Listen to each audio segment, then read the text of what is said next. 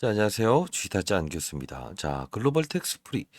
사실 이 부분은 제가 좀 일러드리는 부분이 있는데 제가 이제 코멘트를 좀 했던 부분이 있어서 이거 다시 한번 더 영상을 찍어드리는 건데 제가 이 부분에 대해서 주가의 상승이 분명히 나올 겁니다라고 해서 올림픽에 대한 기대감, 수혜주가 분명히 반영될 겁니다라고 해서 한번 이제 영상을 찍어드렸었는데 이 부분에서는 분명히 제가 시장의 변동성이 분명히 있는데 글로벌 텍스 프리 주가는 다른 업종에 대비해서 쭉 이제 올랐죠. 다른 뭐 기타 종목들은 시장의 불안감을 중 전부 다 받아냈잖아요.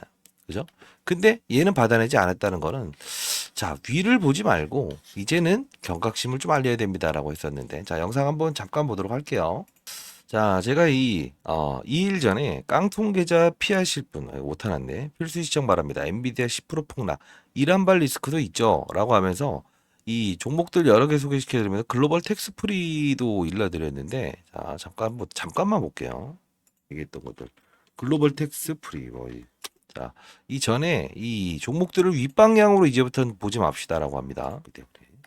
위는 조금은 이제 지나가는 그림입니다. 여기서 더 치고 나간다. 이런 거 없어요. 자, 뭐 제가 커버했던 유진테크 이런 거, PSK 이런 거, PSK 홀딩스 보면은 밑꼬리 달면서 쭉 올라가긴 했지만 결국은 이제 윗방향의 그림은 안 잡을게요. 그리고 뭐 대표적으로 좀 세게 얘기했던 것들, 글로벌 텍스 프리, 올림픽 이런 것들도 위는 안 할게요.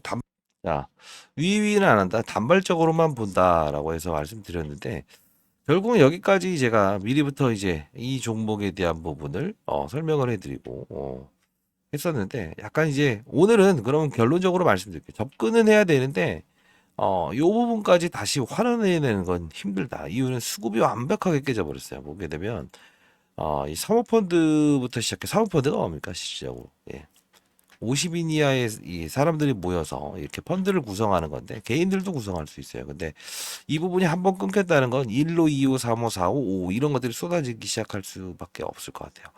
투신도 160만 주의 수급이 나왔다는 건 일단 사업자 과거에 이런 뭐 어떤 면세 사업자부터 시작해서 어떤 뭐 로또 뭐 그런 것들도 있어요. 무슨 어떤 사업자 이게 끊겼다라고 한번 딱 쏟아지게 되면 기본적으로 해명의 논란이 있더라도 분명히 이 부분은 한 번에 회복할 수 없어요. 자, 그러면 저는 분명히 이 부분 커버는 여기까지만 했었어요. 자, 보게 되면 제 영상 끝까지 다 보세요. 그래서 자, 요 부분입니다.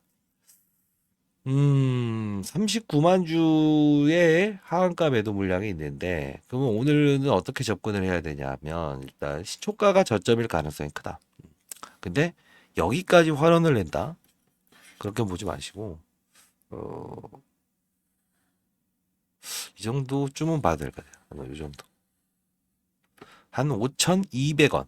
예, 여기까지는 순간적으로 갈 수 있는데 거래가 실리지 않으면서 나올 수 있어요. 또는 급락.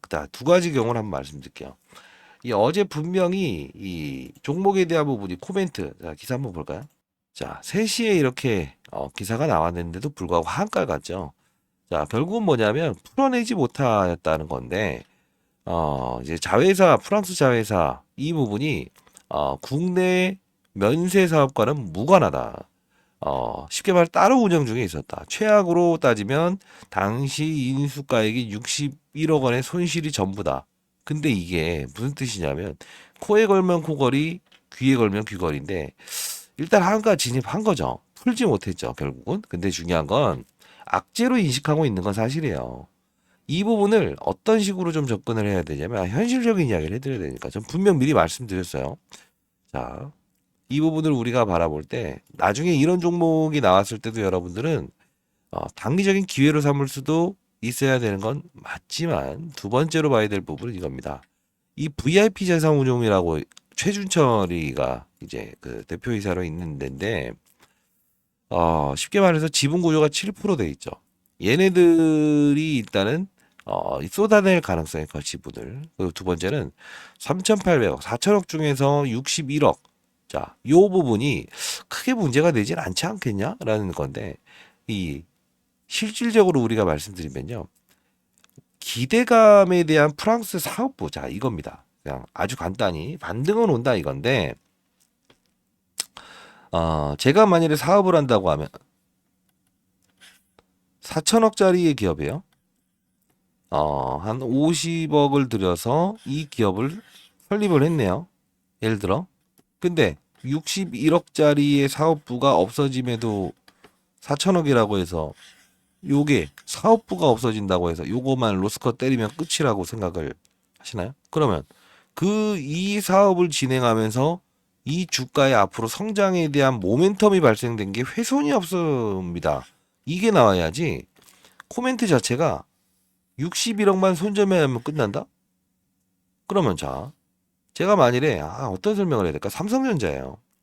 반도체 사업부, 뭐 그다음 뭐 또 뭐가 있을까? 뭐 컴퓨터, 뭐 컴퓨터 모바일 사업부, 뭐 다른 사업부가 있어요. 바이오 사업부도 있다고 칩시다. 이거에 대한 성장에 대한 부분을 주가에 녹여냈는데 요 부분에 투자했던 게 1,000억이니 1,000억만 없애버리면 끝입니다라고 되는 거예요? 아니죠. 여기 얽히고 설킨 게 너무 많아요. 왜? 인력을 뽑았죠. 그리고 여기 건물도 있을 거고 임대해 놓은 것도 있을 거고요.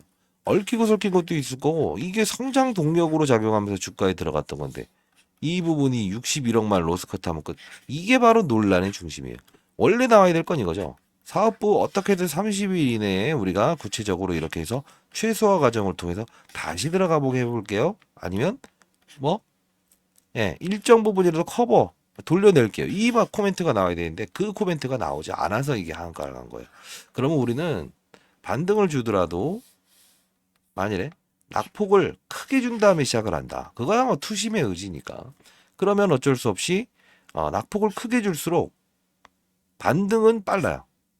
그러면 두 가지 시나리오. 상승해서 시작할 수도 있어요.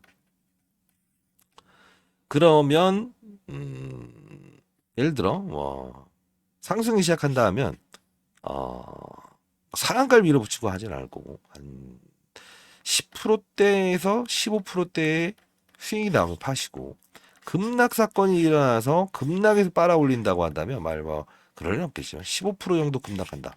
쭉 해서 이 플러스권까지 왔다 갔다 할 거라고. 거기에 반절 두들기고 쭉 해서 사람들 쫓아오는 물량들 거기 반절 두들기세요. 왜냐하면 한 번 이렇게 노이즈를 일으킨 건 한 번에 갈 수 없어요. 새벽이라서 좀 피곤하긴 하네요. 오늘 제 새벽에 이제 연기금 세미나 가야 돼서 너무 힘드네요. 뭐 일단 제가 항상 들려드리는 거 그날 관심 종목들 자세히 들여다보세요. 길게 안 찍잖아요, 일부러. 그리고 여러분들 항상 경계심을 알려야 됩니다. 아셔야 됩니다.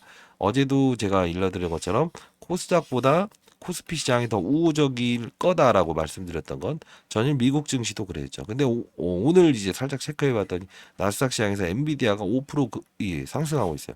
10% 빠졌다가 만일에 이게 5% 가까이 오른다라고 하면 그래도 반은 돌려낸 거예요. 의미는 있는 겁니다. 그러면 IT 종목들, 제가 일러드렸던 종목들 단발성인 상승은 분명히 나올 수 있다. 이렇게 코멘트를 한번 드릴까요?